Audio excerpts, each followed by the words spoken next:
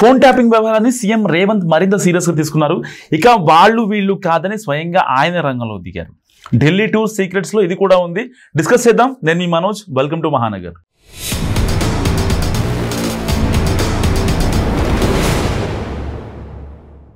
Phone tapping వ్యవహారం పక్కకు పోయింది. సీఎం రేవంత్ రెడ్డి ఆ కేసును పట్టించుకోవడం లేదు. ఇదంతా పొలిటికల్ డ్రామా అంటూ ప్రచారం జరుగుతున్న క్రమంలో అదంతా ఉత్తుత్తేనని, మ్యాటర్ బాగా సీరియస్గానే ఉందన్నది ప్రభుత్వ వర్గాల ఇన్సైడ్ టాక్. ఫోన్ తీగల్ని ఎవరి మెడకు చుట్టాలో, ఎవరిని కేసులో భాగస్వాములను చేయాలో అంతర్గతంగా పోలీసు అధికారులతో తీవ్రంగానే చర్చిస్తున్నారట సీఎం. ఈ కేసులో ప్రధాన నిందితులుగా ఉండి విదేశాలకు వెళ్లిపోయిన ఇద్దరిని దేశానికి రప్పిస్తే తప్ప అప్పటి ప్రభుత్వ పెద్దలను ఇందులో భాగస్వాములను చేయడం కుదరదని తెలిసిన రేవంత్ రెడ్డి ఆ దిశగా అడుగులేస్తున్నారు. ప్రత్యక్షంగా ఆయన ఈ కేసులో జోక్యం చేసుకుపోయినప్పటికీ పోలీసు ఉన్నతాధికారులతో ఎప్పటికప్పుడు చర్చిస్తూ దిశానిర్దేశం చేస్తున్నారు రేవంత్. తాజాగా ఢిల్లీ వెళ్లిన రేవంత్ రెడ్డి పలువురు కేంద్ర మంత్రులను కలిశారు.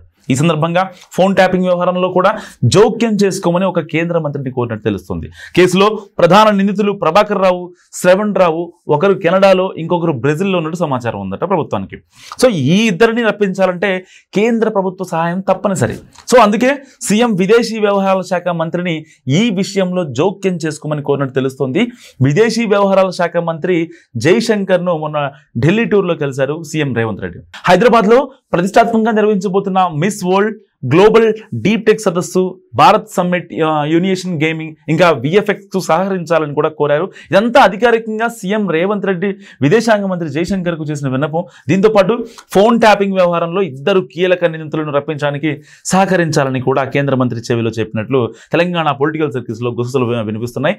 ఫోన్ ట్యాపింగ్ కేసులో పలువురు నిందితులు విదేశాలకు వెళ్లి తలదాచుకున్నారని, వారిని భారత్కు రప్పించి చట్టపరమైన చర్యలు తీసుకునేందుకు తెలంగాణ ప్రభుత్వం గట్టిగా ఉందంటూ విషయాన్ని కేంద్ర మంత్రితో పంచుకున్నారట రేవంత్. సో ఇందుకోసం ఆయా దేశాల విదేశాంగ శాఖలతో చర్చించి సహకరించాలని కోరినట్టు కూడా తెలుస్తుంది. ఫోన్ ట్యాపింగ్ ఎపిసోడ్ అంతా మాజీ ఐపీఎస్ అధికారి ప్రభాకర్ రావు అధ్యయనంలో జరిగిందని, ఆయన్ని ఇండియాకు రప్పిస్తే ఈ కుట్ర వెనుక ఉన్న అసలైన వ్యక్తులు బయటపడతారని, మరిన్ని అరెస్టులు కూడా చేయాలని భావిస్తున్నామని కేంద్ర మంత్రికి రేవంత్ వివరించిన సమాచారం.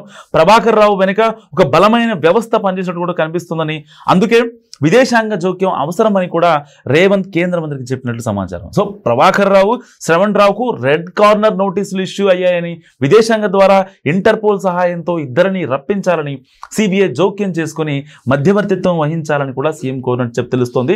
పైకి ప్రచారం జరుగుతున్నట్టు ఫోన్ ట్యాపింగ్ విషయంలో రేవంత్ రెడ్డి నాన్ సీరియస్ గా ఏం లేడని, లోపల పెద్ద గ్రౌండ్ వర్కే చేస్తున్నారనేది ప్రభుత్వ వర్గాల సమాచారం. ఈ కేసులో ఎంతవరకైనా వెళ్లాలని పోలీసులకు ఆదేశాలు ఉన్నట్లు ఇటీవల పరిణామాలను బట్టి తెలుస్తుంది. ఈ కేసులో సిబిఐ తెలంగాణ పోలీసులకు, ఇంటర్పోల్కు మధ్యవర్తిత్వం వహిస్తుందా, లేదా నిందితులను దేశానికి రప్పిస్తారా లేదా అనేది మాత్రం ఆసక్తికరంగా మారింది. సో ఈ వీడియో గురించి మీరేమనుకుంటున్నారో కామెంట్ రూపంలో తెలియజేయండి. చూస్తూనే ఉండండి మహానగర్.